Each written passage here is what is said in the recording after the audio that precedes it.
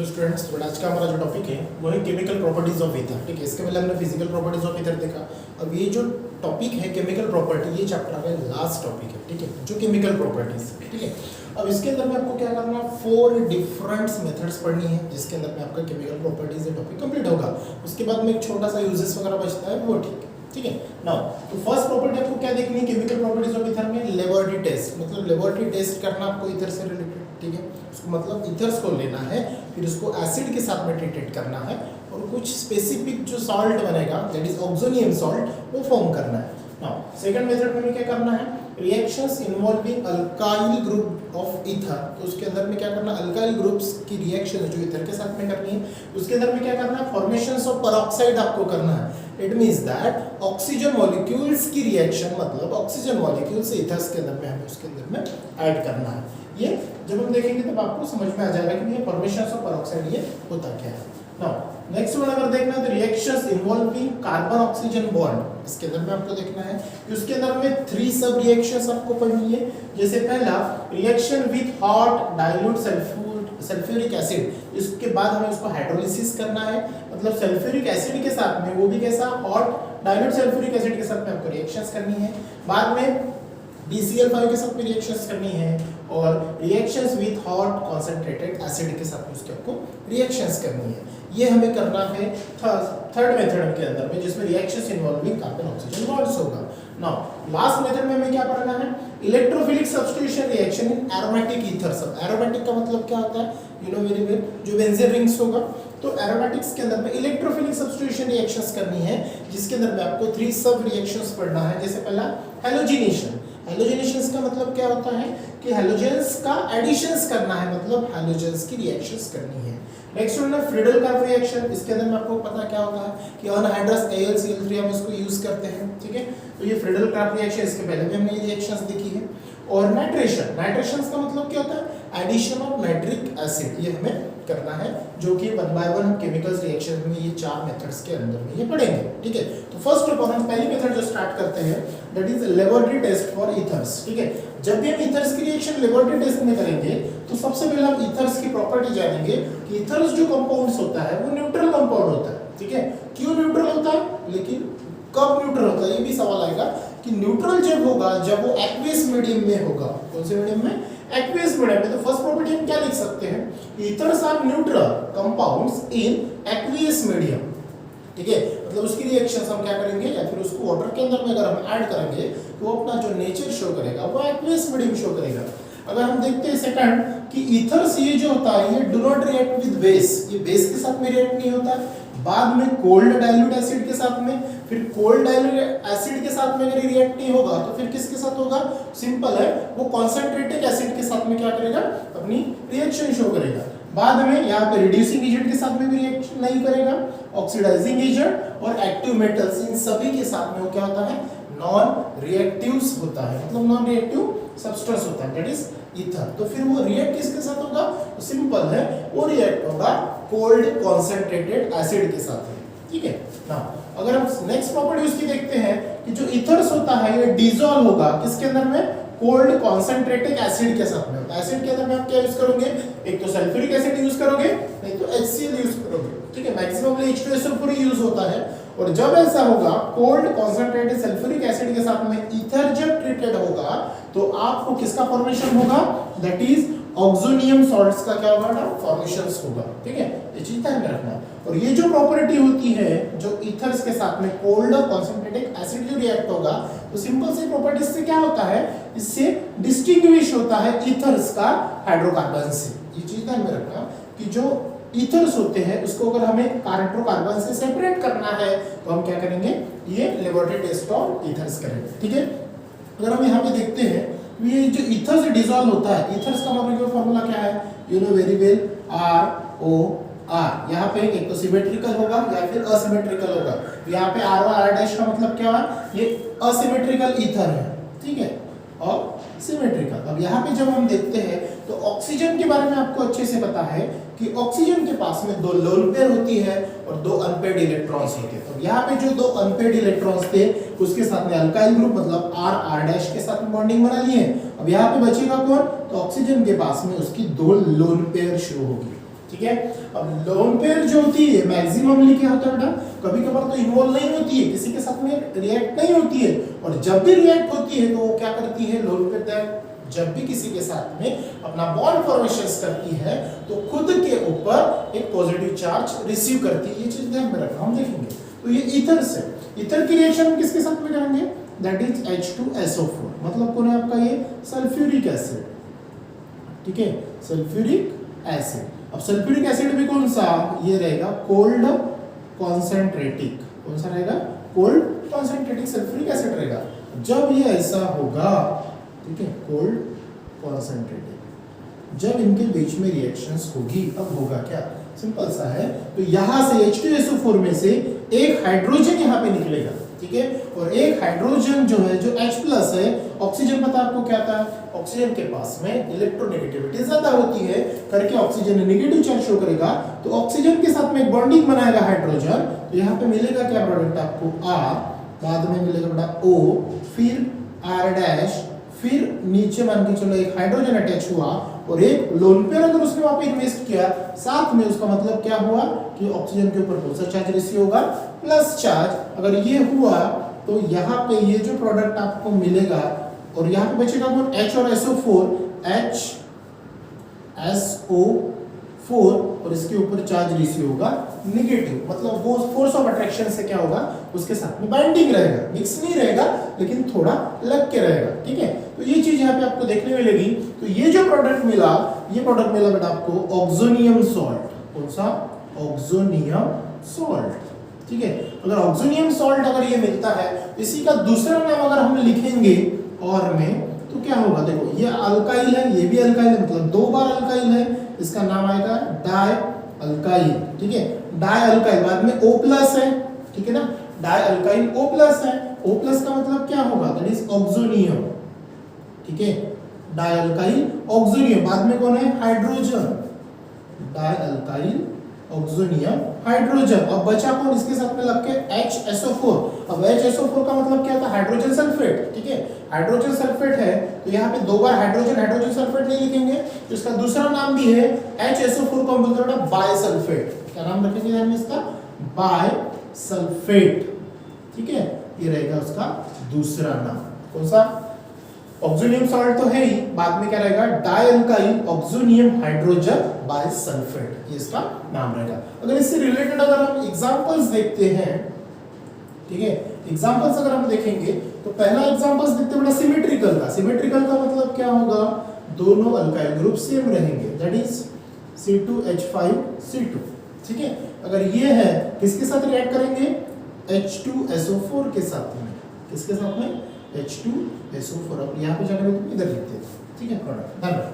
तो C2H5O, C2H5, यहाँ पे क्या है, दो लोन पेयर ऑक्सीजन, यहाँ से एक H निकलेगा, यहाँ पे अटैचमेंट होगा, और यहाँ पे HSO4 क्या रहेगा, यहाँ पे लिंक रहेगा।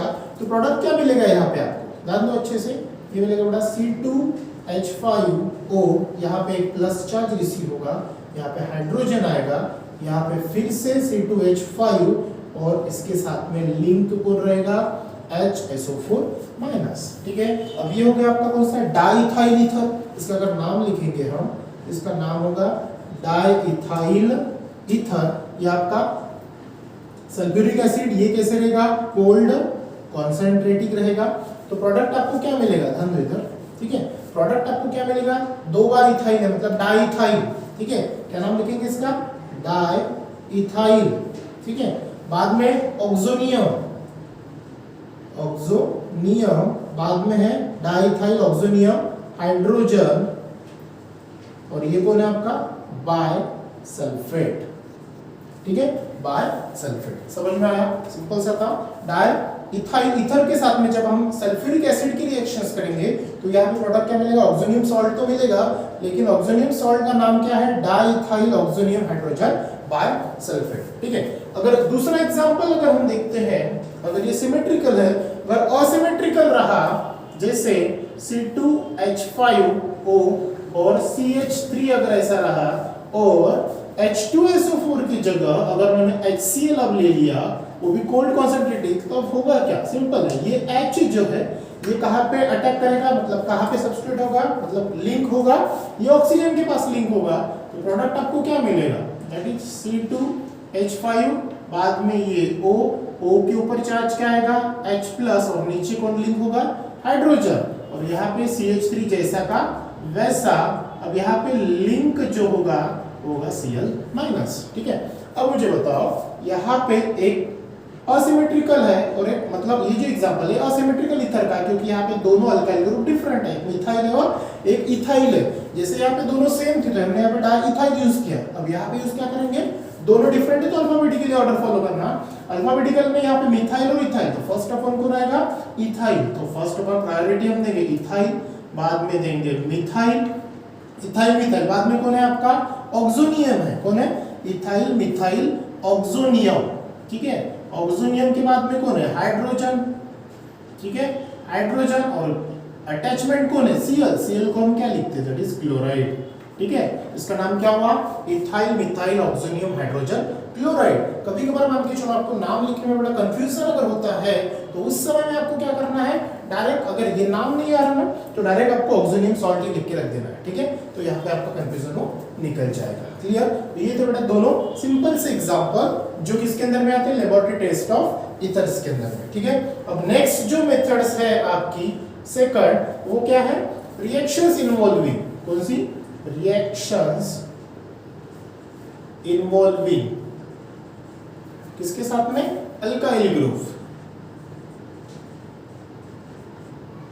ऑफ ईथर, ठीक है, ऑफ ईथर, जिसके अंदर में आपको फर्स्ट जो मेथड पढ़नी है वो है formation of peroxide, formations of peroxide. Peroxide का मतलब क्या होगा, bond O bond O bond, मतलब H2O2 है ना, तो हमें क्या करना है, फॉर्मेशंस ऑफ परऑक्साइड्स के अंदर में ऑक्सीजन का एडिशंस करना है, ठीक है। अब इसके अंदर में हम क्या लिखेंगे, तो इसके अंदर में फर्स्ट पॉइंट ध्यान में रखना, जो ईथर्स होंगे वो कंबाइन होंगे, ठीक है, ईथर्स जो होंगे वो कंबाइन होंगे किसके साथ में, विद एटमॉस्फेरिक ऑक्सीजन, किसके साथ में होगा, एटमॉस्फेरिक ऑक्सीजन के साथ, ठीक है, और क्या फॉर्म करेंगे, 2,4 परऑक्साइड, क्या फॉर्म करेंगे बेटा, 2,4 परऑक्साइड, ठीक है। अब जब हम ये ऐसे देखते हैं कि जो परऑक्साइड ये फॉर्म करेगा तो एक्चुअली यहाँ पे होगा क्या, ठीक है, रिएक्शंस हम देखते हैं लेकिन उसके पहले और 2 पॉइंट्स लिख देते हैं कि वो होगा क्या, कि वो जो ऑल ईथर्स होते हैं ये क्या होते हैं, ये एक्सपोज होते हैं एटमॉस्फेयर की, एटमॉस्फेयर के अंदर में, क्यों, कंटेन परऑक्साइड्स, मतलब ये जो ऑल ईथर्स होते हैं, all ethers which have been, ध्यान में रखना इसका ये point, expose to the air, air नहीं एटमॉस्फेयर, एटमॉस्फेयर कंटेन परऑक्साइड, ठीक है। और तीसरा पॉइंट जो है वो ध्यान में रखना कि ये जो परऑक्साइड्स होते हैं ये थोड़े हजारडस होते हैं, परऑक्साइड्स आर हजारडस, क्यों, बिकॉज दे डिकम्पोज, जल्दी डिकम्पोज होते हैं वो वायलेंटली, जल्दी का मतलब वायलेंटली, क्यों, क्योंकि यहाँ पे अकॉर्डिंग टू जो यूज होगा वो क्या होगा बेटा, हाई टेम्परेचर, ठीक है। ये दोनों पॉइंट देखो क्या होगा, all ethers which have been exposed to give atmosphere contain peroxide, और परऑक्साइड जो होते हैं ये हजारडस होते हैं, क्यों, घातक होते हैं या फिर डेंजरस होते हैं, क्यों, क्योंकि ये जल्दी डिकम्पोज होते हैं एट हाई टेम्परेचर, ठीक है। अब यहाँ पे हमें क्या करना है, ये फर्स्ट पॉइंट की तरफ ध्यान देना है कि ethers combine with atmospheric oxygen और टू फॉर्म क्या करेंगे, परऑक्साइड। तो देखते हैं रिएक्शंस थ्रू ये क्या होगा, that is CH3 CH2O C2H5, ये कौन है आपका, दैट इज डाइइथाइल ईथर, ठीक है। ये सिमेट्रिकल है, देखो C2H5 को मैंने CH3 CH2 इस प्रकार लिखा, क्यों इस प्रकार लिखा, क्योंकि यहाँ पे हमें क्या करना है, एडिशन ऑफ ऑक्सीजन मॉलिक्यूल्स करना है, क्या करना है, एडिशन ऑफ ऑक्सीजन मॉलिक्यूल। अब एडिशन ऑफ ऑक्सीजन मॉलिक्यूल करना है तो यहाँ पे क्या होगा, ये किसके कांटेक्ट में रहेगा, लॉन्ग कांटेक्ट विथ एयर, ठीक है, लॉन्ग कांटेक्ट विथ एयर, या फिर कभी कभार यहाँ पे लॉन्ग कांटेक्ट विथ एयर लिख के आएगा, या फिर कभी कभार यहाँ पे सनलाइट्स लिख के आएगा, थोड़ा सा ध्यान में रखना। अब हमें करना क्या है, अब ये दोनों ऑक्सीजन मतलब ये जो ईथर ग्रुप है, ईथर के पास में दोनों साइड में क्या है, इथाइल ग्रुप अटैचमेंट है, मतलब सिमेट्रिकल अल्केन है, ठीक है। तो यहाँ पे आपको क्या करना है, जो ऑक्सीजन के पास में जो पहला कार्बन होगा दैट इज अल्फा कार्बन, तो अल्फा कार्बन में से हमें एक हाइड्रोजन को क्या करना है, क्लीवेज करना है, बॉन्ड ब्रेक करना है। जैसे यहाँ पे CH2 है तो CH2 में से देखो यहाँ पे थोड़ा सा ध्यान दो, यहाँ पे लिख देता हूँ ये बॉक्स में, जैसे मान के चलो बेटा यहाँ पे CH2 है, अगर CH2 के पास से मैंने एक हाइड्रोजन निकाला तो इस प्रकार हो जाएगा दैट इज CH, ठीक है। अब यहाँ पे अगर ये बॉन्ड का मैंने क्लीवेज किया तो यहाँ पे क्या होगा, एक एटम जो है वो कार्बन के पास रहेगा और एक एटम किसके पास में रहेगा, हाइड्रोजन के पास में, मतलब इनके बीच में जो क्लीवेज होगा वो होमोलिटिकली होगा, ठीक है, वो होमोलिटिकल होगा, मतलब इक्वल डिस्ट्रीब्यूशंस ऑफ इलेक्ट्रॉन होगा, ठीक है। अब यहाँ पे एक्चुअली होगा क्या प्रोडक्ट, तो ये CH3 देखो प्रोडक्ट में यहाँ लिख देता हूँ CH3, देन ये CH2 है ना, ये CH2 जो है, CH2 में से एक हाइड्रोजन निकाल दो दैट इज बचा कौन, CH, फिर ये O, फिर यहाँ पे C2H5 जैसा का वैसा। अब यहाँ पे होगा क्या, ये जो ऑक्सीजन है O2 जो है, अब O जो है, O के बीच में आपको अच्छे से पता है डबल बॉन्ड होता है, इसके बीच में से अगर मान के चलो मैंने एक बॉन्ड, ये बॉन्ड अगर ब्रेक डाउन कर लिया, होमोलिटिक क्लीवेज कर लिया, तो एक इलेक्ट्रॉन ये ऑक्सीजन अपना वापस लेगा और दूसरा जो है इस प्रकार अपना क्या करेगा, वापस लेगा, क्योंकि ऑक्सीजन के बीच में जो दो बॉन्ड है, दोनों बॉन्ड में से एक बॉन्ड का मैंने क्लीवेज कर दिया। अब जैसे एक बॉन्ड का क्लीवेज हुआ, यहाँ पे ऑक्सीजन जो है ये एक एक इलेक्ट्रॉन अपने वापस ले लेंगे, क्लियर। वहां पे क्या हुआ, दूसरे कंडीशंस में मैंने हाइड्रोजन का क्लीवेज किया CH2 में से अल्फा कार्बन से, तो यहाँ पे हाइड्रोजन जो था अपना एक इलेक्ट्रॉन यहाँ पे लेके खड़ा था, और एक जो कार्बन था, एक कार्बन भी अपना एक इलेक्ट्रॉन लेके वहां पे खड़ा था, ठीक है। अब यहाँ पे होगा क्या एक्चुअली, अब ये जो ऑक्सीजन है, ये पहला ऑक्सीजन अपना इलेक्ट्रॉन जो है इन्वेस्ट करेगा कार्बन के साथ में, ठीक है। अब ये जो कार्बन है, ये कार्बन के साथ में पहला ऑक्सीजन उसने इन्वॉल्व किया और फॉर्मेशन ऑफ बॉन्ड किया, क्लियर। बाद में अब बचा कौन, बॉन्ड O और ये इलेक्ट्रॉन, फिर बचा कौन यहाँ पे, बॉन्ड O और ये इलेक्ट्रॉन, क्लियर। देखो पहला ऑक्सीजन जो था, पहला ऑक्सीजन उसने अपना इलेक्ट्रॉन इन्वेस्ट किया कार्बन के इलेक्ट्रॉन के साथ में, तो यहाँ पे इसके बीच में बॉन्ड बना, क्लियर। अब ये ऑक्सीजन हो गया इसके साथ में इन्वेस्ट, तो इसने अपना लिंकिंग इसके साथ में कर दिया। नाउ अब ये जो ऑक्सीजन था इसने तो इन्वेस्ट किया, लेकिन ये ऑक्सीजन के साथ में ये बॉन्ड जैसा का वैसा, बाद में फिर ऑक्सीजन और यहाँ पे इलेक्ट्रॉन जैसा का वैसा, क्लियर। अब ये जो ऑक्सीजन है ये अपना इलेक्ट्रॉन जो है वो किसके साथ में इन्वेस्ट करेगा, ये हाइड्रोजन के साथ में इन्वेस्ट करेगा, और यहाँ पे फिर से अपनी बॉन्डिंग बनाएगा, और यहाँ पे ऑक्सीजन और हाइड्रोजन के बीच में ये बॉन्ड बना के OH ग्रुप को क्या करेगा, यहाँ पे लिंक करेगा। समझ में आया, ये थोड़ा सा मैं मिटा देता हूँ, ठीक है। अब इस प्रकार से ये होगा, तो प्रोडक्ट क्या मिला, CH3 CHO OH O C2H5, ठीक है। अब इसका नाम क्या होगा, अब ये जो है यहाँ पे देखो हमने क्या किया, ऑक्सीजन का एडिशन किया, मतलब परऑक्साइड किया फॉर्मेशंस का।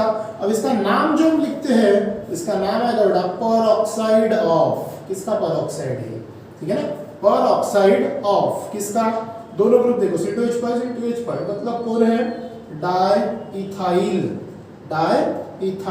ईथर, ध्यान रखना ये बात, ठीक है। परऑक्साइड्स ऑफ डाइइथाइल ईथर, ये तो हो गया बेटा सिमेट्रिकल का।